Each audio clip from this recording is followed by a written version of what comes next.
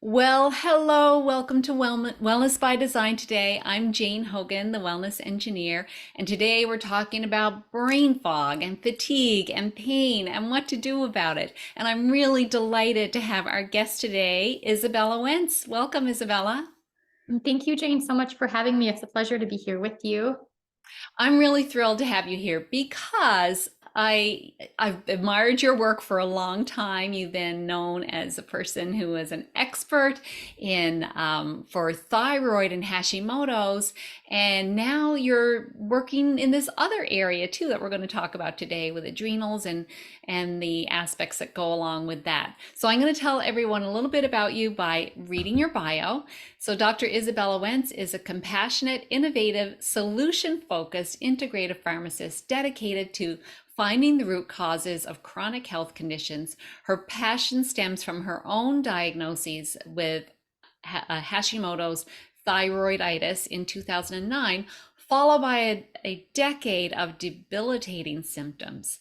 As an accomplished author, Dr. Wentz has written several best-selling books, including the New York Times bestseller Hashimoto's Thyroiditis: Lifestyle Interventions for Finding and Treating the Root Cause, the protocol-based #1 New York Times bestseller Hashimoto's Protocol, a 90-day plan for reversing thyroid symptoms and getting your life back, and the bestseller the Wall Street Journal bestseller, Hashimoto's Food Pharmacology, Nutrition Protocols, and Healing Recipes to Take Charge of Your Thyroid Health.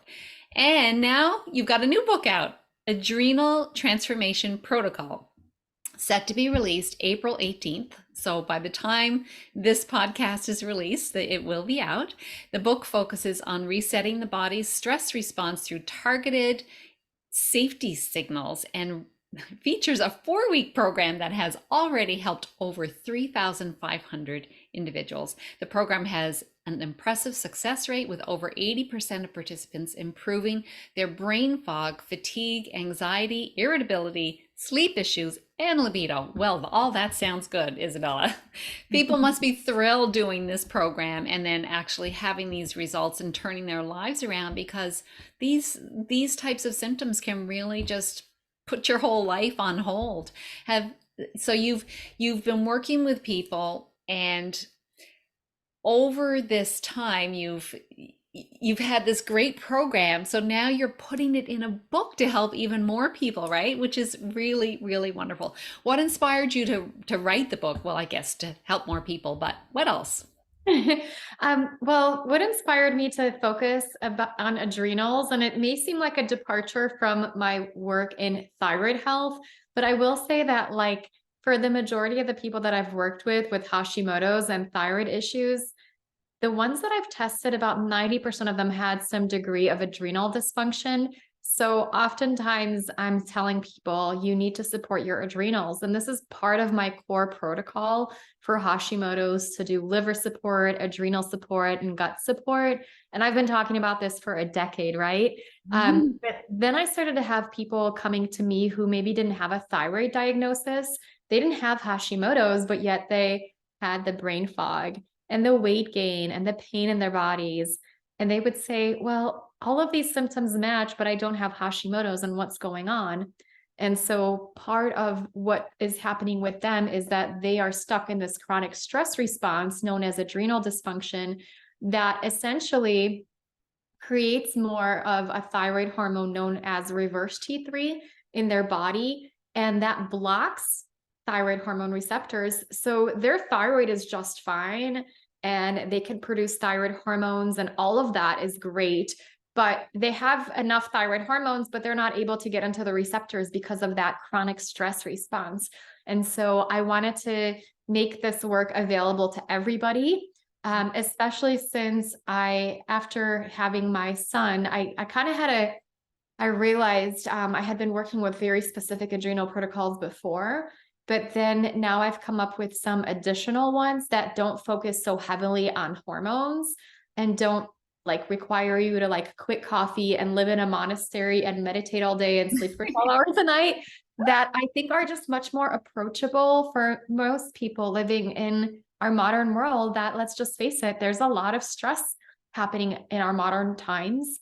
And we have to figure out how to make ourselves more resilient, right? And how to protect ourselves from some of that stress, but also not live in a bubble. And so I came up with some new unique protocols to really help people shift from that survival mode that so many of us can get stuck in into more of a thriving state. And it worked for me as a new mom in just like 3 to 4 weeks. And then I launched it as a program, a pilot program with some of my community with just a group of 200 people. And the results were so phenomenal that I've, released it over 7 times now. And once my son got to be a little bit older, I was like, this is going to be my next book. I have to share this with the world because this works so well. And it's such a unique path to healing compared to the other things that I had been previously doing and recommending, and other practitioners are. I love this because so many people are stressed, as you said, and I'm starting to think that stress is really the root cause of pretty much all these illnesses and autoimmune conditions, and it's like a spectrum, right? So would you say that when people are having these brain fog, the weight gain, the low libido, all these other kind of blankety kind of symptoms, right? They seem so unrelated to each other, gut health, and so when they're having these symptoms, it's kind of like they're do you think at the start of that spectrum, and then your protocol can help pull them back on that spectrum? Absolutely. When I talk to people and just going through some of my client histories, one of the first things I ask is, what was going on in your life before you got sick, right? And stress is something that almost everybody says. And whether that's like the stress, about like your job is super stressful, or maybe a family tragedy or a divorce in the family, that Mhm. can be very stressful for us. It could be positive stressors. It could be like, you move to a new city, you get a job promotion, you have a baby, you get married. These things can also be stressful as well. And then there's like these things that we maybe psychologists are not necessarily describing as stress, but from a physiological standpoint, it's stress, right, to the body. And these would be things like exposure to toxins, Oh or yeah. something within our bodies that's happening, like infections within our bodies, and even some of our daily habits that perhaps are just not being received by the body as, you know, safe, right? So maybe we're over exercising, or we're maybe burning the candle at both ends, or having some of these other patterns or behaviors that are shifting us into this survival state. And it all adds up, right? So you can have like a major traumatic stressor, you can have past history of trauma, you can have some annoying things in your life right now. And then if you've got like some toxic exposures and some habits, you end up shifting into that survival state. So my process is like figuring out what's making your body feel unsafe. If you could cut it out, right? And then adding more of like safety signals to get your body to feel safe. And then the person just shifts into that thriving state in a pretty short time, like 3 to 4 weeks is what I see. And that hasn't always been the case when I was working with some of like the hormones and some of the other functional medicine protocols.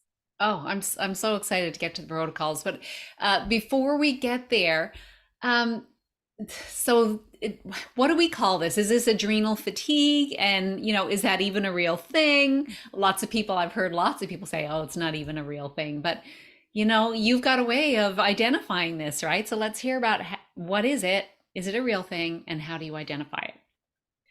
It's kind of tricky these days because adrenal fatigue is not like a disease and it's not a disorder. So conventional medicine doesn't recognize it. There is a condition known as Addison's disease, which is an autoimmune condition that impacts the adrenal glands. When 90% of them are destroyed, then the adrenal glands won't be able to produce their own cortisol and mineral corticoids. And so people have to get on replacement therapies. And that's not what I'm talking about. What is happening in this state, it's essentially like a survival state that the body shifts when it's under chronic stress. And the body is capable of producing cortisol in the right amounts at the right times and all of the other stress hormones. But there's a disconnect between the brain and the adrenal glands, which are supposed to produce these hormones. And so the kind of accurate term, the scientifically accurate term and the mechanism is hypothalamic pituitary adrenal axis dysfunction, whereas that disconnection between the hypothalamus and the pituitary gland and the adrenal glands. And so we shift into this, pattern that is not a healthy pattern, that's not aligned with our circadian pattern of how we're supposed to release cortisol, where the person feels exhausted during the day and kind of wired at night and it doesn't get refreshing sleep. And so, is it a real thing, right? And I will say, for the people that experience all of the symptoms, yes, there's no question that they're real. It's not a disease. It's not a diagnosis per se. This is a very predictable way that the body responds to chronic stress. So if you got chronic stress, this is what your body's going to do if it goes on long enough, right? This is just kind of how it works. And I think the confusion too, or the arguments about the kind of nomenclature, what should we call it? Is it adrenal fatigue? Is it not adrenal fatigue? Have stemmed from kind of the fact that when integrative practitioners first kind of coined this cluster of symptoms, their theory was that it was like a mild version of Addison's. And so they came up with the term adrenal fatigue. And we now know that's not necessarily the mechanism of action. We know it's more of like the adrenals are healthy for all intents and purposes. They just are not communicating well with the rest of the body. And so I feel like, I will use the word adrenal fatigue. I will use the word burnout.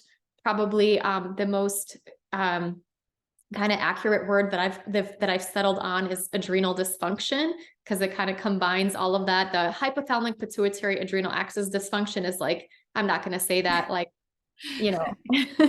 Even HPA, people don't necessarily know what that means, but yeah. Okay, so it's a cluster of symptoms. And so well, we talked about some of those symptoms. Can we just like highlight those again? And I'm curious about another thing too. You mentioned low cortisol, right? Yeah. So a lot of people think high cortisol is the problem, but it's a problem with cortisol, right? Absolutely. So some of the symptoms that we're going to experience would be like brain fog, morning fatigue, fatigue throughout the day, irritability, 3 p.m. crash, pain and kind of like stiffness in the body, having sometimes muscle wasting where you feel like you're just not putting on muscle as well. We're having trouble falling asleep at night, or we might be waking up in the middle of the night. We might be waking up unrefreshed. We tend to be wired and tired and anxious and irritable. Libido kind of, that doesn't necessarily happen for people. People will say they have like a mild form of depression. They might have some mood swings and, things like salt cravings, being dependent on caffeine, like you're crawling to your coffee machine every morning because you can't live without it. Drinking alcohol in the evenings to wind down, or being dependent on like, you got the caffeine for uppers in the morning and you've got the wine for your downer in the evening to try to get connected with that circadian rhythm. Bright light sensitivity throughout the day. These are all some of the patterns and symptoms that people describe where they're like, just something is just not right. And they're more likely to get sick. They're more likely to have allergies, more likely to have inflammation in their bodies. I bet so many people listening are going, this sounds like me. I mean, I'm listening to it thinking it sounds a little bit like me the last few days. So people come to you with these symptoms. Are there any actual tests that you do, or is it all based on symptomology? There are definite tests that can uncover this. And the tricky part is when I've been telling my people to, your adrenals are probably out of balance, and they'll go through the symptoms and they'll say, yeah, this sounds like me. And then they'll go to their doctor and say, can you test my adrenals? And then the doctor will test them for Addison's, which they usually don't have. And then they're kind of go back to the drawing board. So the key point is the tests are integrative tests and they're experimental tests. So you could go to like a functional medicine practitioner or a naturopathic doctor or integrative practitioner, or you could self-order them online through various labs that offer tests to patients, but they're generally going to be out of pocket. You could do an adrenal saliva test, and this measures your cortisol levels throughout the day in your saliva, or you could do a Dutch hormone urine panel, which measures your cortisol and the cortisol metabolites in your urine. And that does it again throughout the different times a day, because part of what's happening in this condition is you're not aligned with your cortisol production is not aligned with the circadian rhythm. So you basically, in the morning, healthy people who feel really good and have lots of energy will have a bit of cortisol that releases in the morning. And then it feels like they're on like a bit of a really gradual slide throughout the day. Whereas the day goes on, they have good energy, their brain is working really well. But towards the end of the day, they're kind of like, it's been a good day. Now I'm ready to wind down and get some rest, right? And so we need to test that multiple times a day to see where cortisol lands at all these different times. Because the people that I see that have that dysfunctional pattern, they might have really high cortisol all day. And they're like anxious here, anxious there, anxious here, and anxious at bedtime, and they can't sleep. Or they might have what I call a cortisol roller coaster, where they kind of jump out of bed in the morning, then they have a crash of energy, and then they feel anxious and irritable. Then their energy goes back up and their cortisol goes back up right before bed. And that's not fun. And then I'll have people with the flipped cortisol curve where they start off tired in the morning and they wake up late and they're kind of drudging along. And finally in the evening, they get like awakened and they're like the night owls, right? So they can't sleep at night and they have their best energy at night. And this was me for a long time. And then I'll have another pattern. And this is where I see most people with like chronic fatigue, chronic pain, with Hashimoto's and autoimmunity, and they just have low levels of cortisol throughout the day. And they're tired in the morning. They're tired in the afternoon. They're tired in the evening. They go to bed, they sleep for a long time, and then they wake up tired. And it's like, the thing is, people think cortisol's bad. And like you hear cortisol is bad. If you hear on the news, too much cortisol, too much cortisol. Yes, but that's just one of the patterns. There's a few different patterns you can have. And not having enough cortisol, it could be even worse because you need cortisol for life, for survival.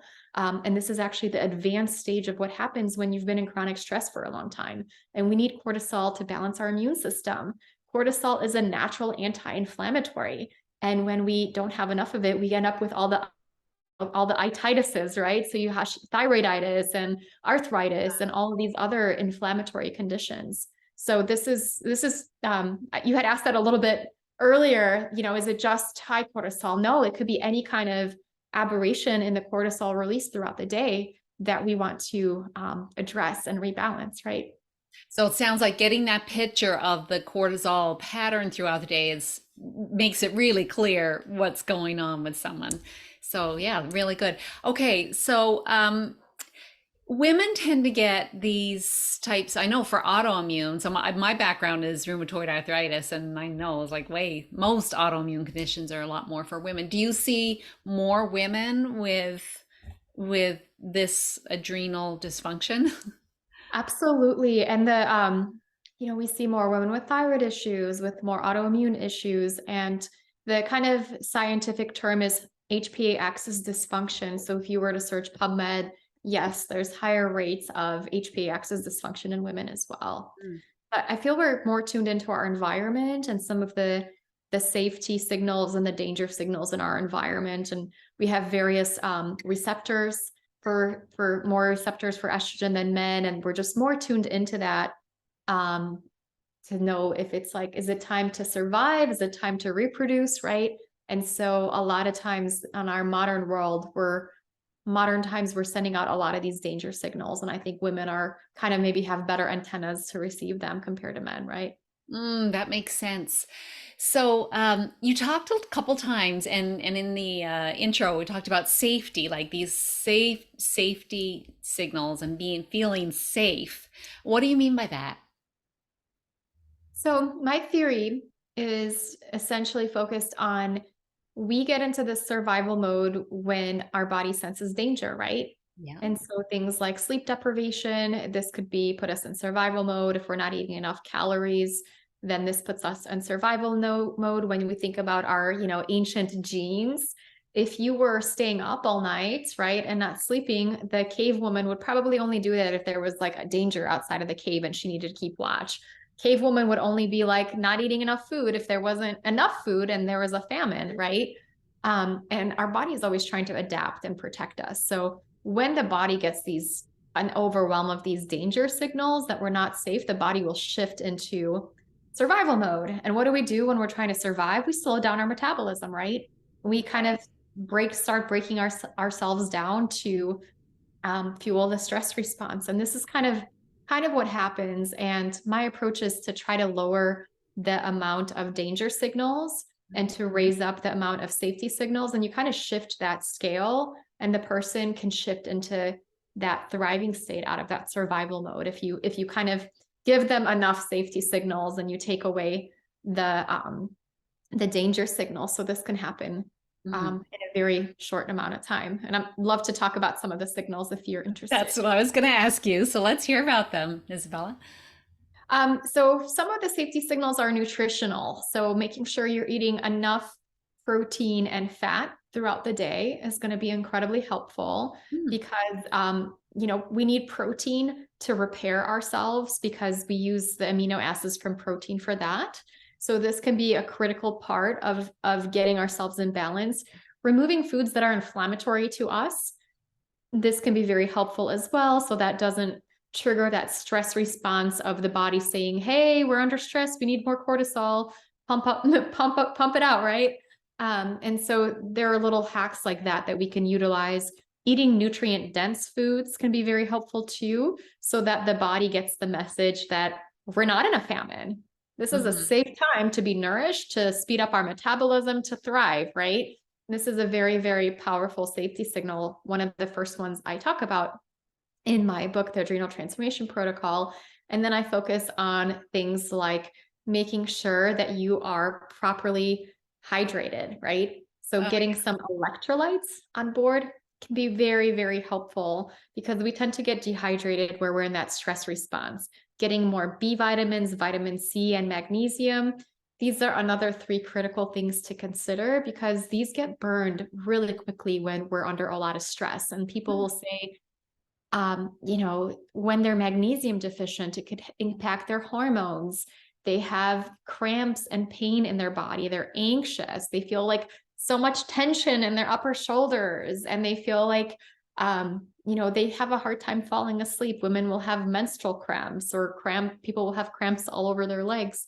And sometimes it's just restoring your magnesium levels that can be so helpful for hormones, for pain, for sleep, for your stress and anxiety levels. And so I focus on that. It's like, how do we you get super nourished with the food and then nutrients. So you kind of get back into this like very good thriving state. And that's a great foundation. And then there's a few more things to do too that can shift you into that state. Do you do people that follow a vegan or vegetarian diet, does that pose any extra challenges for trying to recover from this? It can pose some challenges because if they have a lot of inflammation to a lot of different foods, it kind of limits their ability to have protein, right? So if, let's say, you're sensitive to, you're a vegetarian, but you're sensitive to eggs, right? Eliminates, and you're sensitive to dairy, that eliminates 2 potential sources of protein. So you have to get a lot more creative with like your protein sources. And I know I talk about pea protein and hemp protein are 2 potentially hypoallergenic proteins for people to consider. It does get to be tricky when you have a combination of, dietary restrictions and then potentially religious beliefs and dietary preferences, and just trying to figure out what's working best for you. So a lot of times I'll focus on creating like a safe list of foods for people. It's like these foods are going to be, we focus on making sure you're eating blood sugar balanced. We make sure that you're eating enough protein and fat, and we make sure that you're not eating foods that are personally inflammatory to you. So it is sometimes a bit tricky to modify for special diets, but I do have some modifications in the book. If somebody's following, like a keto diet or other types of diets, they can utilize some of the modifications to consider, if you're not. I know a lot of people have various preferences and needs and things of that nature. Okay, so the book does address that. And so what are some of the other, you're starting with safety with food and nutrition. What comes next? The other key component is getting aligned with the circadian rhythm. And so Yeah, because it's like, we want to tell our bodies that it's daytime, not nighttime. And so one of the things to consider is stepping outside first thing in the morning. You get lots of sunshine into your eyes, and then you feel awake. Yeah. It's amazing when that happens. I oftentimes recommend something like an adrenal kickstart drink. And this is going to have some orange juice. This will have some electrolytes. This will have a bit of protein powder and a bit of coconut milk. And this can help you support healthy cortisol levels, healthy glucose levels, and healthy blood pressure levels in the morning. Because a lot of times people with some of the advanced causes of adrenal fatigue or advanced cases, they'll have low levels of cortisol, low blood glucose, and low blood pressure in the morning. And they're the people that like crawl out of bed and they're like, who am I? Where am I? Why am I here? What's going on? And so sometimes having something like that can really awaken you. And that morning sunshine can support really healthy levels throughout the day. And as we go about our day, we focus on spending time outside as much as we can so that we get the messages that it's time to have energy, right? So we have the indoor lighting, like we just don't get enough of the right kind of light into our eyes, and our body is like confused. It doesn't know, like, is it sleepy time? Is it daytime? And so we really focus on that throughout the program.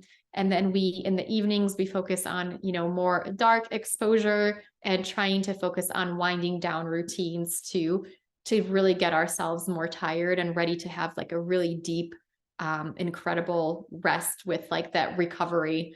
One of the things that I recommend is Epsom salt baths. Yeah. And typically we have two types of sleep. So we have a type of sleep that supports our brain. So it's like REM sleep. And then we have the deep restorative sleep, which in people, as we get older, this is lower, right? And this is where our body does most of its repair work. What I've been able to find is, the average person that's about 40 will have 40 minutes of that a night or so. And I've been able to find in people that take Epsom salt baths, that can go up to as much as 3 hours a night, where we have that, like when we can shift our bodies into that safety state, the body just heals itself and repairs itself at night. I love Epsom salt baths, and actually, I get well over an hour of the deep sleep every night. So I'm going to keep that up. There's a connection. Yeah, there's a connection between those. Yeah, perfect. Oh, and sometimes I get even more. I think, okay, this is great. I heard one time that maybe you've heard this too, that the light bulb has been one of the worst things to happen to human health. And it totally throws off our system because we have this light which keeps us up at night, and then we're not going to sleep like people used to do years ago, right? When they just had candles. Well, we may as well go to bed. It's dark out. So that doesn't happen the same way now. What about people that are living, like I live in Newfoundland in Canada, it's pretty far north. So we have like really short days in the wintertime. What do you say about like following the light cycles when you're living, and there's people that live even further north, right? But what do you say about that? There are, and I've lived in Chicago, and I've lived in the Netherlands, and I've lived in Colorado, and had spent some time in Alaska. So I know there's, when you live in Mhm. the equator, you could step outside every morning and spend all this time outside and all of that. And it gets trickier when we live in northern climates. So part of what I would recommend is utilizing some light therapy in the morning. Like, let's say your morning doesn't start until like 10 a.m. or 11 if you're really far up north. You can utilize some of those light stimulation boxes to help your body know that it's time to awake, even when it's maybe not so bright outside, and maybe it's not realistic to step outside right then and there. And then utilizing the red light therapy throughout the day can be extremely healing as well. There's different lamps that people can utilize to help them, to kind of get all of the different light wavelengths to help with healing, and works really well for like inflammation and pain. Some of the red light therapy, advanced devices. I have a section about that too. And it's actually a giveaway for the book for various types of light therapies you can utilize to support your body. Because, if you're only getting a few hours of daylight, it's tricky, right? Hmm. And then in the evenings, blocking out blue light, I presume. If yes, if you're somebody that's having trouble sleeping or you've noticed differences in your deep sleep, blocking out that blue light can be a really, really big difference for falling asleep, staying asleep, and getting more into that restorative sleep. So things like turning your computer after a certain time, maybe you decide when that is. Typically, if you live closer to the equator, you can say it's like closer to sunset, right? Um, but you might decide when you want to do a sunset, right? And after that point, you decide that you're going to make your computer dim, maybe dim the lights in your house. Some people do candle lights. Some people get like red lights installed. Some people could do blue light blocking glasses. And there are definitely ways to do this, right? Hmm. And what about their devices, looking at their phones and scrolling in the evening? It's one of the things that's so tempting to do, watch TV and watch your devices. So there's definitely dark mode that you can utilize that can be very helpful. You can also utilize some blue blocking glasses for that, or read a book or something. Hmm. Hmm. Yeah, There lots are of other things definitely to do. lots of consideration. So it's like, my goal is not to like put you in a bubble and make sure that you can't live your life because we live in there's so many wonderful things about our modern world, right? And Hmm. how do we make the best of it without impacting our ability to get really good rest and recovery, right? So we've covered a couple of the nutrition and then the circadian rhythms. Is there anything else you want to make sure the audience hears? A lot of the things that I also focus on is how do we, you could eat a perfect diet, right? And you can get lots of sleep. But if you're like not being kind to yourself, then Mm. that can be a big source of stress and inflammation for you if you're surrounded by toxic people, if you don't have boundaries, right? These things can be very, very stressful for us. So I have a whole lot of information about how to send safety signals through setting boundaries and sending safety signals through changing the way that you talk to yourself, getting rid of some of the traumatic stressors that hold you down, creating a toolkit so when you're triggered, you know what to do. And I think the favorite one from my participants is like just creating more pleasure and joy in your day-to-day life. Hmm. Um, One of the things I found is I feel like people are like not necessarily tired because they're doing too many things. I think they're tired because they're not doing enough of the right things and they're doing too many things that like drain them and then don't give them energy. So finding something you can do on a regular basis that just gives you your energy, like whether that's getting together with girlfriends or maybe like doing art or spending time in nature, whatever it is for you, being able to find that little bit of joie de vivre to really revitalize yourself and build that energy, that's going to help you raise your cortisol levels higher if they need to be higher, and it's going to lower your cortisol levels lower if they need to be lower. So it's like whatever you do, it's not like it's too high so you need to do this. Like whenever you work on creating more of that joy and pleasure in your life, that's going to work in an adaptogenic way where you are going to feel better no matter at what end of the spectrum and what imbalance you might have with your cortisol secretion, right? That's so true and so interesting that, concentrating on feeling good and what makes you feel good or knowing what doesn't make you feel good. It's such a huge thing, right? Because it can just create that sense of well-being. And then when we feel good, our body responds to that. So I really love that.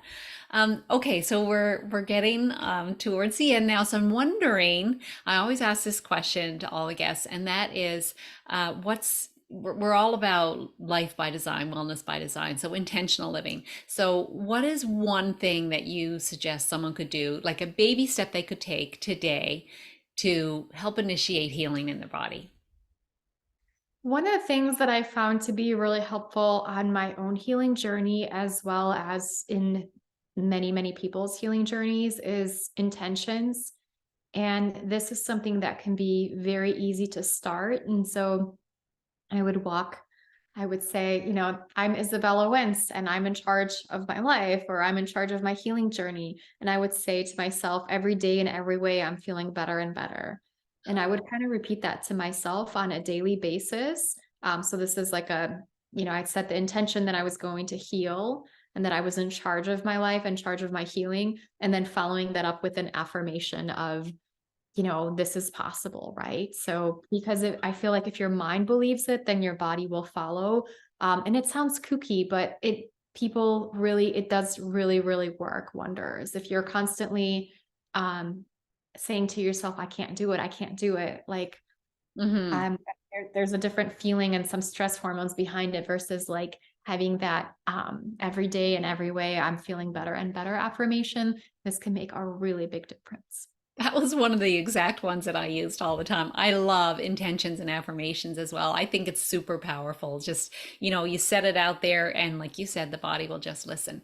So your book, Adrenal Transformation Protocol, is coming out. Well, it'll be out when we've got this. So we'll have links to where people can find it. But so it's available in all bookstores and everywhere you Yes, find good books. everywhere they have great books. It'll be available on Amazon, Barnes and Noble, and many of the independent bookstores too. Wonderful. And I know you've got a little gift to go along with it. So let's hear about that. Absolutely. So I have a free guide, the ABCs of adrenals. If people go to thyroidpharmacist.com/ABC, you'll be able to get that guide from there. And it has some information about adaptogenic herbs that can be utilized, and some of the nutrients that help to replenish the stress response, and some kind of stress reduction techniques that most people can incorporate into their lives. Oh, that's fabulous. And we'll have the links there so everyone can find that. So I follow you on Instagram. I know I love your Instagram channel and it's so fun watching you do all these funny things. So I know you can follow you there. And what your Instagram handle is what? Izabella Wentz Pharm.D. It's IZ like zebra, ABELLA. Okay. And where else can people find out more about you? I'm on Facebook under thyroid pharmacist Dr. Izabella Wentz, and then my website is thyroidpharmacist.com. Okay. Fantastic. And I know that what we've said today and what you've shared is going to be so helpful to so many people. And this book is going to help so many people. I can't wait to get my hands on it, actually. Yeah, I'm really excited about that. So, I thank you. I want to thank you for being here and doing the great work that you're doing in the world and explaining to people today about how they can do something about these symptoms that are really kind of debilitating for them. So thank you so much, Dr. Isabella. Thank you so much, Jane, for the work that you're doing to empower people. And thank you so much for taking the time to have me on your show. Oh, you're welcome. And to everyone that's watching or listening, thank you so much for being here. And if you know someone suffering from some of these symptoms, share this podcast with them. Tell them about Dr. Isabella's book. This could change their life. Have a great day. Thanks for being here.